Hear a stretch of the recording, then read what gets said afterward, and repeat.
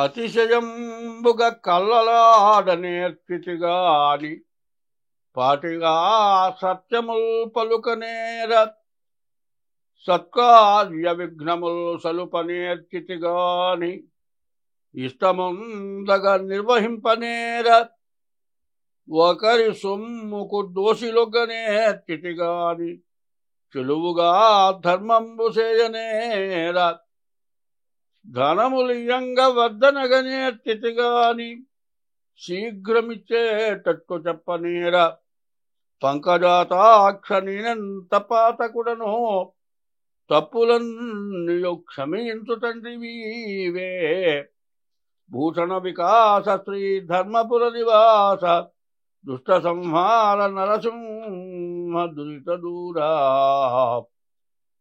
ప్రతి మానవుడు కూడా ఏదో అవసరం కోసం అబద్ధం ఆడటం జరుగుతుంది.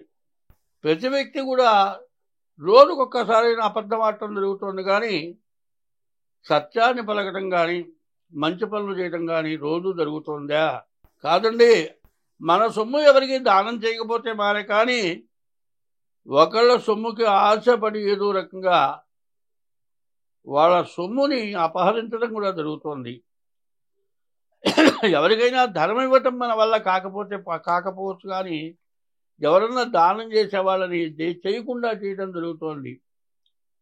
ఇటువంటి దుర్బుద్ధులు నాకున్నాయి. ఈ కలియుగ మహత్యం వల్ల జరుగుతున్నాయి. కాబట్టి నా తప్పులన్నీ కూడా క్షమించి నన్ను రక్షించమని ఈ పద్యం అర్థం. ఈ రోజున క్రోధినామ సంవత్సర చైత్రశుద్ధ పూర్ణిమ, చిత్తా నక్షత్రం, మంగళవారం, చాలా విశేషమైనటువంటి రోజు. ఉదయం 6:50 వరకు వర్జం, మళ్ళీ తెల్లవారుజామున 3 గంటల నుంచి 6:50 వరకు వర్జం. తర్వాత చిత్తా నక్షత్రం, చిత్త స్వాతి విశాఖత్రయో తులారాశి. ఈ రాశివాడు మంగళవారం కుజుణ్ణి పూజించాలి. ఈ కుజుణ్ణి పూజించాలంటే ఎందుకు?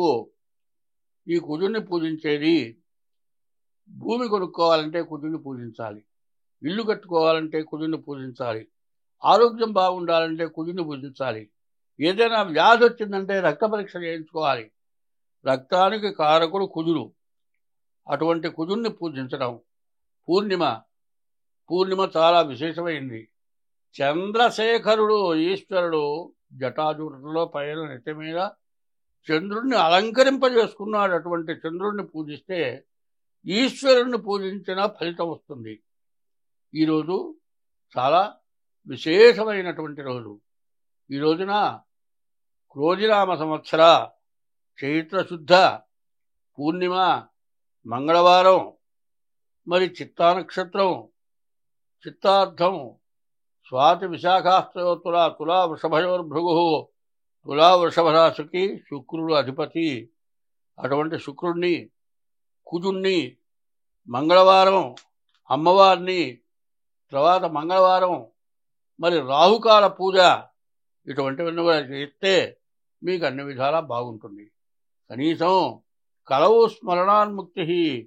కలియుగంలో భగవంతుడి యొక్క నామస్మరణ, తెల్లవారుజామున లేచి నిద్ర లేవగానే ఎవడైతే భగవంతుడిని స్మరణ చేస్తాడో వాడికి ఎటువంటి పాపాలు కూడా అంటవు.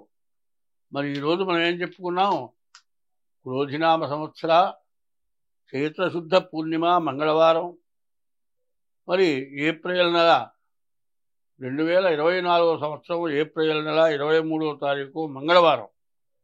ఈ రోజున తాడి చెట్టుని, మారేడు చెట్టుని పూజించడం, కుజుణ్ణి పూజించడం, తర్వాత అమ్మవారిని పూజించడం చాలా విశేషమైంది. స్వస్తి.